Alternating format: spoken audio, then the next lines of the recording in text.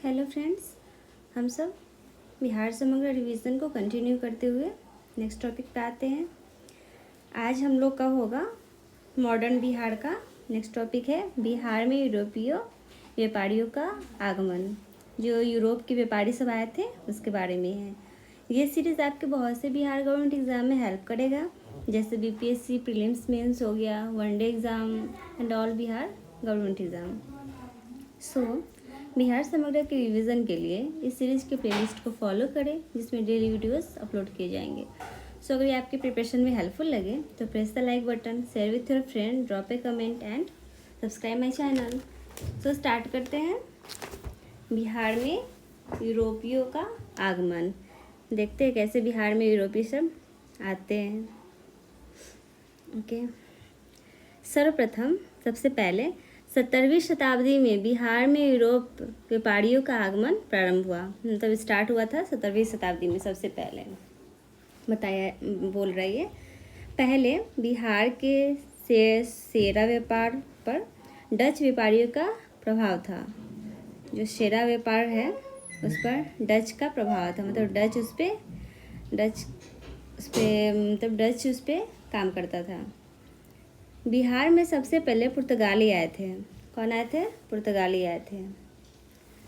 पुर्तगाली हुगली के जल मार्ग से पटना आए।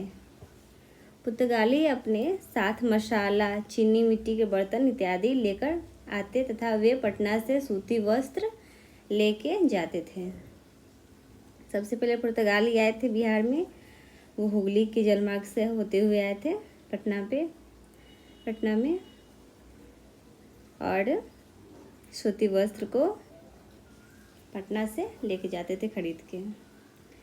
बिहार में डच कंपनी का स्थापना 1632 में हुई थी। डच फैक्ट्री वर्तमान में प्रेजेंट में पटना कॉलेज के उत्तरी हिस्से की इमारत में थी। प्रेजेंट में पटना कॉलेज जो है उसके उत्तरी हिस्से की इमारत में थी। जॉब चाणक्य को 1664 ईस्वी में पटना फैक्ट्री का प्रधान बनाया गया था। वह इस पद पर 1680 ईस्वी तक रहा था। प्रधान किसको बनाया गया था? जॉब चाणक्य को, जो 1680 तक उस पोस्ट पे था। वो सर जॉन मार्शल ने इस दौरान जॉब चाणक्य के अधीन कार्य किया था। जॉब चाणक्य के अंडर में कार्य किया था। कौन? Sir John Marshall. बिहार के सूबेदार शाइस्ता खां द्वारा 1680 ईस्वी में अंग्रेजी कंपनी के व्यापार पर 3.5% कर लगाने से क्षुब्ध होकर जॉब चाणक्य ने हुगली शहर को 1686 ईस्वी में लूट लिया था। जॉब चाणक्य ने लूट लिया हुगली शहर को। रीज़न क्या था? कर, जो टैक्स लगा था उसकी वजह से। फारुखसियार ने अंग्रेज़ों को बिहार एवं बंगाल में व्यापार करने के लिए 1717 में पुनः स्वतंत्रता प्रदान कर दी थी। जो फारुखसियार था, फारुखसियार कौन था? जो हमारे ये थे, राजा थे फारुखसियार। वो दिल्ली के थे। वो दिल्ली के वहाँ पे थे वो, और वो बिहार और बंगाल में स्वतंत्रता दे दी है उसको कि आप स्वतंत्र रूप से व्यापार कर सकते हैं। पटना में पटना फैक्ट्री को अंग्रेज़ों ने 1718 में पुनः खोल दिया था। जो बंद हो गया था उसको फिर से खोला गया, पटना फैक्ट्री को अंग्रेज के द्वारा। इस दौरान कंपनी ने व्यापार में घूसखोरी की प्रथा को प्रारंभ कर दिया। जब ये खुला 1718 को, उस टाइम उसके बाद से बहुत ज़्यादा घूसखोरी स्टार्ट हो गया। घूस लेकर काम किया जा रहा था। नवाब अलीवर्दी खां के दबाव के कारण पटना फैक्ट्री 1750 में पुनः बंद कर दी गई थी, लेकिन हॉलवेन ने प्रयास करके 1755 में पटना फैक्ट्री को पुनः खोल दिया। देखिए, यहाँ पे अंग्रेज़ों ने फिर से खोला था 1718 को, और जो नवाब अलवर्दी खां थे उसके द्वारा फिर से बंद कर दिया गया था 1750 को। और फिर नेक्स्ट आए अंग्रेज जो थे हॉलवेन, उन्होंने फिर से स्टार्ट कर दिया 1755 को। और जो बिहार में यूरोपीय कंपनी जो बनी वो है, कंपनी का नाम है पुर्तगाली फैक्ट्री बना। इसका स्थापना 17वीं सदी पूर्वाध हुआ था। उसका उत्पाद, उसमें क्या क्या उत्पाद होते थे, तो सूती वस्त्र का। और डच जो नीदरलैंड फैक्ट्री बनाया, जो नीदरलैंड का था, डच, उसको नीदरलैंड ही बोलते हैं। उसका जो फैक्ट्री बना था बिहार में 1632 में बना था। और उसका उत्पाद क्या था, उसमें अनाज, सोडे, सूती वस्त्र का। और ब्रिटिश का जो फैक्ट्री बना वो बना था 1651 में। और वो किस चीज़ का उत्पाद कर रहा था, नील की खेती कर रहा था, सूती वस्त्र का उत्पाद कर रहा था।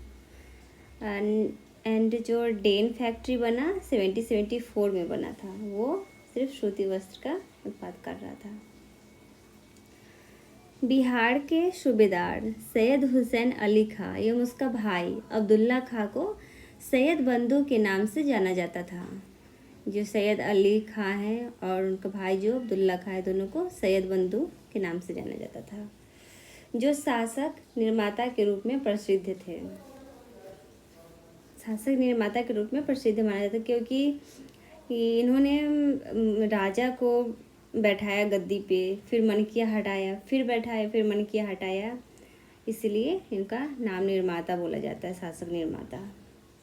1763 को मीर कासिम ने पटना गिरफ्तार 1948 कैदियों, जिसमें पटना के अंग्रेजी एजेंट एलिन भी था, उसकी हत्या करवा दी। यह घटना पटना हत्याकांड के नाम से विख्यात हो गया, जाने लगा पटना हत्याकांड के नाम से।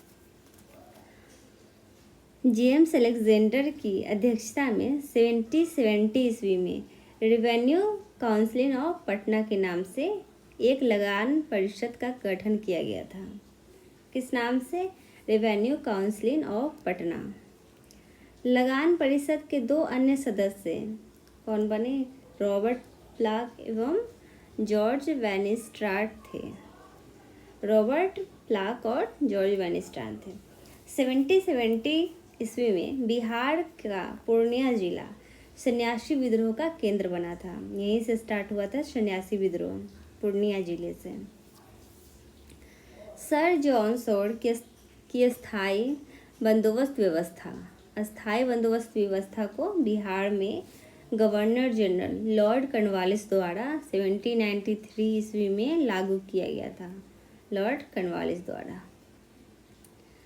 जब ईस्ट इंडिया कंपनी को 1765 ईस्वी में बिहार का दीवानी अधिकार प्राप्त हो गया था, उसके बाद बिहार का प्रशासन चलाने के लिए नयाब नाजिम अथवा उपप्रांतपति का पद बनाया गया था। जब स्टार्ट हो गया उसका ये पद बनाया गया, पोस्ट दिया गया। 1772 ईस्वी में वारेन हास्टिंग ने सिताब राय को उपध्यस्त कर उसके पुत्र कल्याण सिंह को रायान की उपाधि प्रदान की थी। इसके बेटे को उपाधि दिया था। ये जो टाइटल मिलता है उसे उपाधि बोला जाता है। वर्ष 1770 ईस्वी के बाद 1783 ईस्वी में पुनः बिहार में अकाल पड़ा, फिर से अकाल पड़ा। इस समस्या के समाधान के लिए और अनाज भंडार के लिए 1784 से 1786 ईस्वी तक में पटना गोलघर का निर्माण हुआ था। जो अकाल पड़ा उसी टाइम पटना गोलघर का निर्माण करवाया गया था, ताकि स्टोर करके अनाज को उसमें रखा जाए। अकाली के टाइम पे पटना गोलघर का निर्माण ब्रिटिश इंजीनियर कप्तान जॉन गास्टिंग ने